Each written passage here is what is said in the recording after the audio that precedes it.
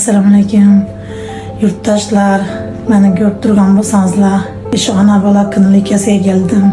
Yine avsunum, özümden kichkina avsunuma miyom aldırgan eken, lekin o kichkina razmerdagi miyomani aldırgan. Ben 5 yıldan beri Rossiyadedim.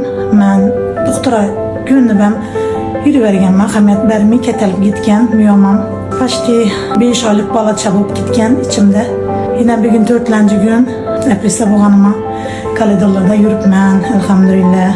Yaxşı eken, evvelamma doktora işiniz düşmesin, lekin ben doktorda yatıp, evvelam kist aldırganman, lekin münçeli şarayitli, münçeli məmileli, minni ne görmegenmen. Eki yaxşı eken, acayip eken. Depresiyadan çıkkanımdan depresiya bolmagan ne boldum, indi bäribir ağrıydı, ağrı kaldıradıgançılar, üstüňizde duruçular. Tüm yaxşı eken. Memnunman şular hizmetinden. Ata-anasına rahmet, şu okutkanlarına yurtta gerekli farzand etkenini şu. Hatta Canıp Bahram eke yanındakilerini ismini bilmem. Lekin rahmet dimen. Dünya durgunca dursunlar inşallah. Minnetlerine, hizmetlerine razı bolsunlar. Ben minle min razımam.